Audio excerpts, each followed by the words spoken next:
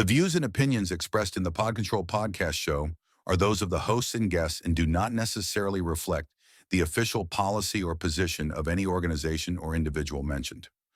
All content provided in this podcast is for informational and entertainment purposes only. The hosts and production team make no representations as to the accuracy or completeness of any information shared. Listeners are encouraged to conduct their own research and use discretion when interpreting or applying any ideas discussed in the show.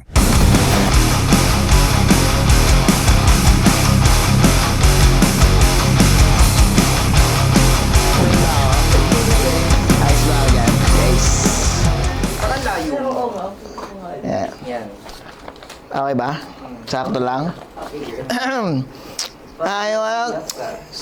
Bigyan mo siya ng... Direk, okay na ba tayo? Okay na ba tayo, Direk? Okay? Okay ba? Okay ba yung camera ko dyan? Direk, medyo... Ayun. Okay, rolling. Oo, okay ko na.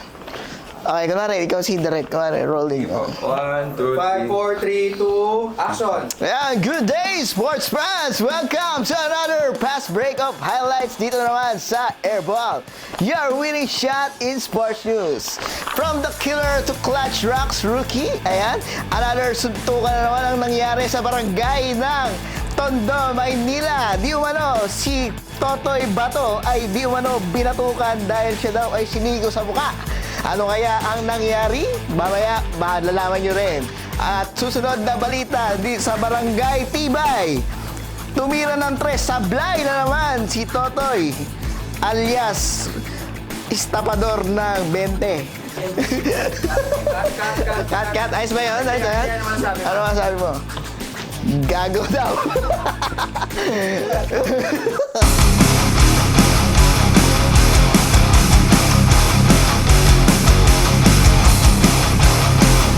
Yun! Magandang hapon, bayan. Ayun na, tumunog na. Ayan na yun, pumasok na. Wala pa. Wala pa. Ayan, magandang hapon sa inyo mga kaibigan. Welcome sa another episode ng The Pod Control Project. Ayan, guys, meron tayong special guest. Gusto ko bago ko ipakilala, baka pwede mo naman ako introhan ng mala-iconic mong good. Baka pwede mong magpakilala ka. Bago ka magpakilala, bigyan mo siya ng magandang intro. Good day, sports fans! Yun, maraming salamat. Yan. Sa pag-imbita sa akin sa napakaganda mong show. Host ka mo sa naman ng setup natin. Okay Yes, ba? ang ganda nga ng background. Akala ko nung una sa mga episodes mo. Ano lang yan? Ano to, screensaver lang. Totoo pala. Wow, screensaver.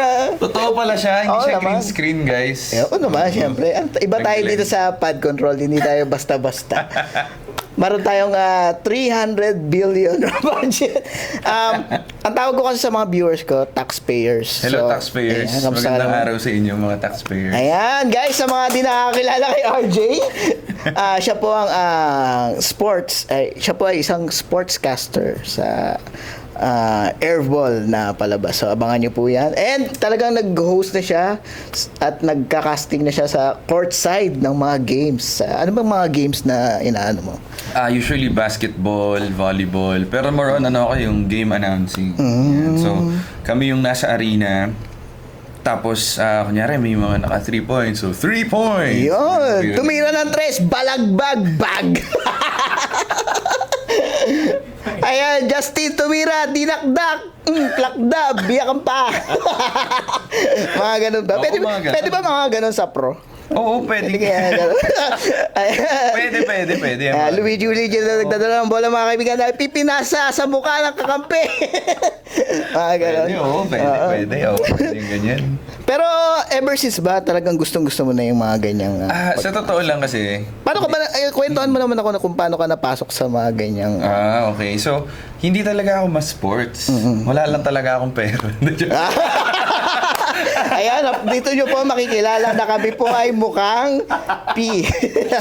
Hindi, to be honest, dati pa ako fascinated sa, syempre pag kayong bata ka, nanonood ka ng sports, nanonood ka. Parang may background yata, may audience tayo. Oo, yung viewers dyan sa likod ng camera, guys. Oo. Pero yun, syempre, when dati, pagka, nanonood ako ng PBA, basketball, ganyan, ayun, parang gusto ko rin maging part ng laro, especially nung first time kong makatapak sa arena, yung talagang laban ng Ginebra tsaka ng Meralco. Syempre, parang sabi ko noon, parang gusto ko din mag-work.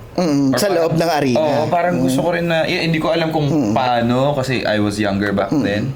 Pero then came last year when I had the opportunity kasi nagkaroon kami ng parang workshop Tapos sa workshop na yon nandun lahat ng mga nasa UAP, NCAA, mga courtside Mga caster din reporter, sila, oo. mga iba-iba courtside, mga commentator.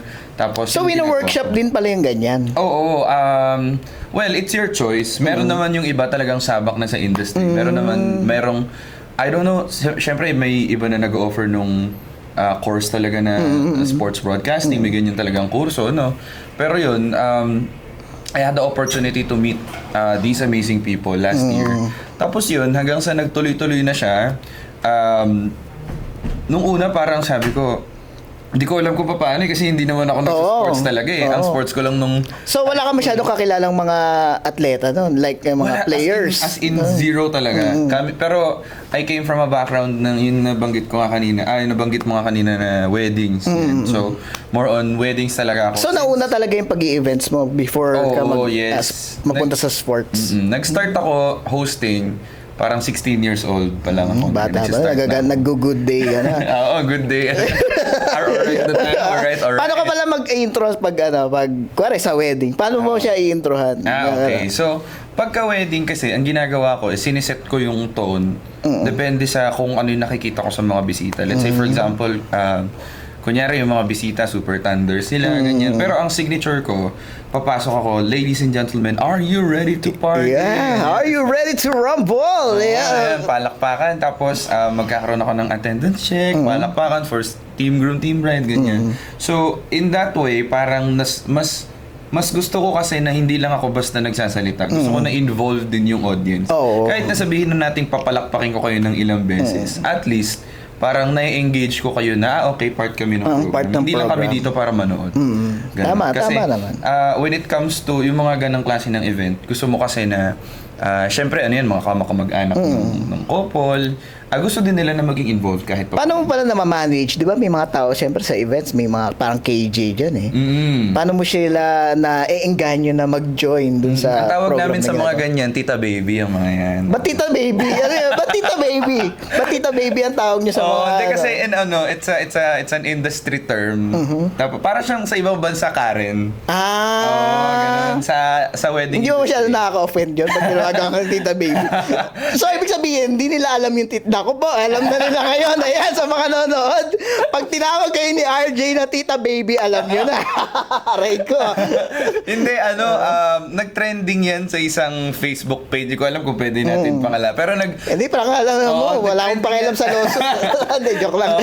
Nag-trending yan sa isang Facebook page. Hanggang sa, alam mo yun, nauso, nagamit na ng nagamit. Hanggang sa naging term na namin together with the planners and coordinators na, sir, may mga tatlong tita baby ka dito. Baby. Okay, so before mag-start, alam mo na kung sino yung mga tita baby. Oo, kumbaga alam na namin kasi minsan nagre-reflect yan sa kung ano sila during the prep, kung gaano sila ka-involved during the ceremony kahit hindi naman dapat. Tas, ang ginagawa naman natin, syempre PR tayo, ganyan. I-manage natin yung expectations ni Tita Baby base sa kung ano yung ino-offer or kung ano yung in-avail ng client. Kasi minsan ano ba yung usually Tita Baby? Parents ba yan o kamag-anak lang? Surprisingly, ang madalas na kalaban talaga. Hindi, ang madalas na namin dyan or mga nagiging issue is hindi yung couple, hindi rin yung parents. Madalas dyan talagang ninong at ninang or talagang pinsan ng pinsan parang ganon. So parang sila yung less involved pero sila pa yung madaming sinasabi. Yung mga tipong pupunta lang tas kakain tas sisibat na, di ba? Yung madalas pero yan before that ang dami pang sasabihin, ganon. Pero syempre parte naman ng trabaho, yung parte ng pero of course Kumbaga, kasi having those around, parang medyo nagiging ano yung vibe eh. Kami naman, syempre, pinapakisamahan namin in terms na, okay, ito lang po yung kaya naming i-offer, tsaka ito yung in-avail. Kasi minsan, nangyari na sa amin direct, inanapan kami ng syempre, modern day wedding, di ba? Parang, hinanapan kami, ba't wala daw tarpaulin yung kinasal? Tarpaulin? Tarpaulin? Ano, tarpaulin? Bakit po magkaka-tarpaulin yung ano yan? Para saan yung tarpaulin? Ano yan, lamay? Oo, kasi Tarpaulin, daw, ano yun? sabi niya noon, naalala ko yun eh, parang way back 23 yata to, sabi sa akin. Hindi sir, kasi yung na-attendan naming wedding, napakagarbo, parang may tarpaulin pa yung Wow! kinasal. Parang never ako nakakita ng magarbong Ako wedding ba, na may hindi, sabi ko tarpaulin. parang Ano yun? kasi I've been doing this, parang since 2021. Oo. Sabi ko parang wala, magigets ko pa yung styrofoam na pangalan ng kasi ganun eh. Di ba may mga ganun. Pero yung ipapatarpaulin mo yung mukha nila. Ano eh. Ano, graduation? Project ni Mayor ba to? Ganun. So, Caucus pala. tinaano namin na, di ma'am ganito po kasi yung gusto nilang design, ganun. Yung mga ganyan naman. So parang sila yung madalas kumukontra sa kung ano lang yung, syempre, Oo. option nyo kasi kung ano yung depende yung bigay ng client eh. Tapos, Sila yung kumukontra, gano'n. Ba't ka ganyan? Oo, hindi lang kontra, may comparison pa. Hindi yung pamangkin ko kasi ganito yung naging wedding niya eh. Hindi naman siya yung pamangkin niya. Oo. So may mga ganun. Tsaka naka-base din naman sa budget ng client. Yes, oo. And of course, dun sa kung ano na pag-usapan. Oo, kung ano yung napag-usapan. So, during the meeting pa lang, kunyari meeting namin ng couple, kasi wedding planner din ho ako, siniset ko na yung expectations nung couple na okay po, on the day, ang susundin lang po namin ay kayo. Lahat po ng mangyayari, hindi namin kayo i-stressin, but when major things happen, let's say for example, gusto ng mga bisita na maaga magpakain, or may mga bisita na gusto ganitong oras yung something, ganyan, chine-check namin together with the couple. And nakabase kami sa kung ano talaga yung napag-usapan at kung ano yung gusto naming ma-meet na standard. So, kapag ka nag-arise yung mga ganyang tita baby, Yung mga tita baby na oo, inaano namin, minimitigate namin na, ganito po kasi. Ano yung pinaka-worst na sinabi sa'yo na isang tita baby? Nako po, eto na. Baka mawalan ako ng trabaho. Titignan mo ako, nagre-record ba? Nagre-record ba, Tin? Nagre-record ba? Nagre-record yan. Hindi, baka kasi nag-stop eh. Nagre-record. Yan. Baka mawalan ako ng client. Hindi tayo ano lang naman eh, kasi experience lang. Nag-share lang kami ng mga experience pagdating sa mga events. So, ano yung pinaka... Safe ka ngayon Oo nga eh, showbiz dapat. Siguro, ano bang pinaka... Tsaka makaka-relate naman, di lang naman ikaw yun. Siyempre, madaming host din na, kumbaga lahat naman tayo nasa events. So, Yes. madaming naka-experience niyan na pwedeng makarelate sa sasabihin mo. So, ano yung... Siguro hindi siya sinabi, pero more on ginawa. Anong ginawa sa'yo? Ganon. Binato ka? habang magandang gabi! Binato ka? Hindi anong tawag dito? Parang ang dami direct eh. Minsan may mga Hindi, isa lang yung pinaka-memorable sa'yo na ginawa sa'yo. Pinaka-memorable? Ano pinaka-memorable na ginawa sa akin? Binastos ka sa harap ng mga tao, mga ganun, di ba? Okay. Gets ko na. Siguro may isang lumapit sa akin, cocktail hour. So sa mga hindi po nakakaalam, ang cocktail hour, yun yung break, kumbaga, pagitan ng ceremony at ng reception. Kasi ayaw naman natin na pagdating mo bilang isang bisita, talagang party ka na kaagad. Siyempre, after ng ceremony, kailangan mo na magpahinga. Di ba? Kahit konti, kahit mga Yan yung mga 15, 30 time na minutes. grazing time. Yes, grazing table, photo booth, ganyan. So, ako or kami as a standard bilang host, so pagdating ng mga bisita, hindi ko muna yung binabombard ng announcements or ng segment, ganyan, or magpapagames. Kumbaga, nag-announcement lang kami na open na po yung grazing table, photo booth, and then we'll have a short break before we begin the program. So, cocktail hour. Eto naman, lumapit sa akin. Sabi ba naman sa akin, bakit walang nangyayari? Sabi ko, bakit po? Ano po yun? Ano wala pong nangyayari? Sabi niya, di ba host ka?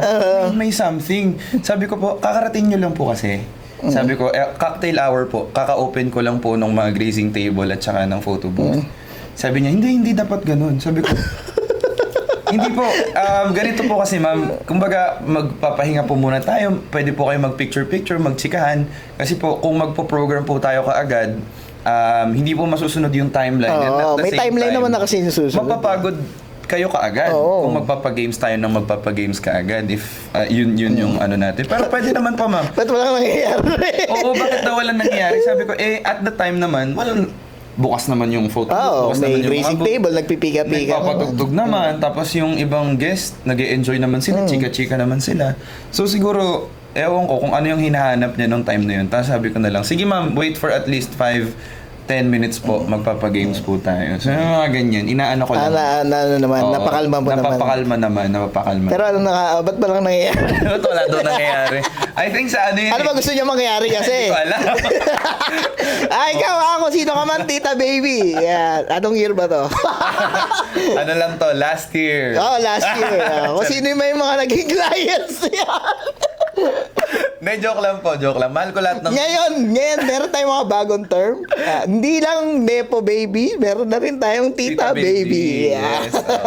Pagdating yan sa, sa weddings. Pero, it's not a form of disrespect. Parang more on ano lang. Experience lang. Oo, parang Experience lang. na-experience kasi natin Tapos, syempre, hindi naman natin nililibelan lahat na ganon. Tsaka siguro hindi rin sila aware sa mga setup natin. Hindi rin aware. Pero kasi kapag ka nasa likod ka or kapag ka nasa product, alam mo yan, direct kapag ka yung mga galawan natin, syempre dapat mabilis.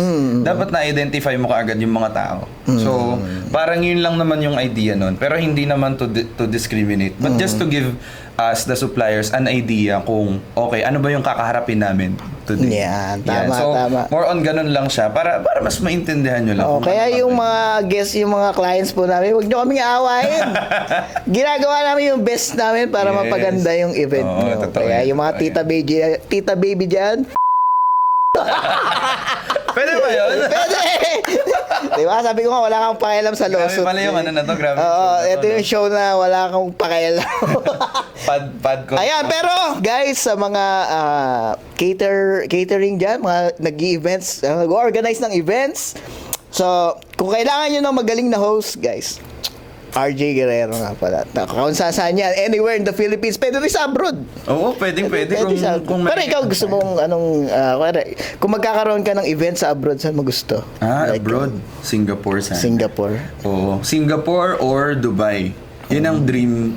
Sabi ko, kahit walang bayad accommodation Oh? lang, accommodation flight. Gusto mo lang talaga kahit kasi travel lang. Parang ano siya dream wedding venue para sa akin, ganun. Or, of course, yung kaya Singapore o kaya Indonesia, Bali, ganyan. Wow. Beach wedding. So, yun. Gusto natin, hopefully, makapag-travel po sa mga... Sa mga magpapakasal dyan sa Singapore o kaya Dubai. magpapakasal dyan, baka naman po... Accommodation lang daw, pwede na. Accommodation, pagkain po, saka yung pero, ticket. Okay na po. yun. pero Yes. maglagay rin kayo ng konti. Yan, di ba? Siyempre, para maganda yun. Oo. Pang-bod-bod. Pero bukod sa events, ayan, ano yung mga gusto mo pang i-explore? Eto, tulad niya, nabanggit natin kanina yung pagiging sports ko. Kasi recent lang ako nag-start talaga sa sports. Parang last year lang, last year, June. Yan, June lang ako nag-start talaga na mag-venture sa kung ano yung kaya kong gawin sa sports. So ako, parang gusto ko pang ma-expand yung knowledge ko or yung yung knowledge ko kung paano yung craft, ganun, paano siya tahiin, paano magbuo ng kwento. Kasi akala ng mga tao kapag ka nanonood ka ng sports, parang, hindi, kaya ko din naman yung ginagawa ng mga, yung mga anchor, mga ganyan. Hindi, mahirap eh. Kasi kahit ako, di ko kaya siyang gawin. Kasi, it requires you to storytell eh. Kailangan may story. Di ba kahit sa, sa pag nagre-record ka or as a videographer, kailangan may storytelling. Oo. Ganon din sa, ganon din sa sports. Kailangan, may storytelling din siya. And yun yung, para sa akin, doon ako nahihirapan kasi, hindi ako yapper. Oo, mahirap Oo. din kasi lalo aralin mo rin yung kung sino yung i-showcase mo na. Oo, tama. Sino yung i-highlight, paano mo siya i-hype, ano yung story niya behind that, bakit apektado yung mga tao sa nangyari, ganun. So, kailangan alam mo yun as a sports commentator. Baka may nanonood dyan na sports sige, sampulan mo nga sila ng isang balita lang na yung mga viewers ko kasi mga taxpayer yan. Hello, mga taxpayer. Baka meron niya, kunin ka sa meron palang media niyan, di ba? Oo, pero- Sampulan mo nga ng isang matinding baka may magbigay ng ticket sa atin, manood tayo NBA. Pag courtside din tayo dun. Oo, ganun. NBA agad, di na tayo nadalo ng PBA. Floor tickets ka agad sa NBA. Oo, pero yun, more on, yun nga, sa game announcing akong side. Pero sa sa mga esports na try mo na rin. Yun din, esports din. Before, parang year, nag-shoutcast ako ng Valorant game sa isang school sa Cavite. Oo, yung ayos yun, Valorant game nila. Paano mo sinashoutcast yung Ano lang, Ayan na, itinutok na ang sniper, binarel, bag! Parang totoo ganun siya. Parang call it as you see it. Ganun. Parang kung ano yung nakikita mo, i-explain mo lang talaga kung ano siya. Kumbaga, okay, ano naman sila sa mid, ganyan. Kaso it's been a while, tagal ko nang hindi nag-gaming eh.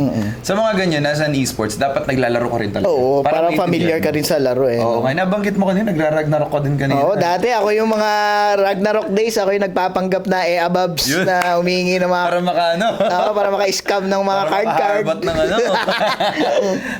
Tama yan. Oh, before yun. Para, in order for you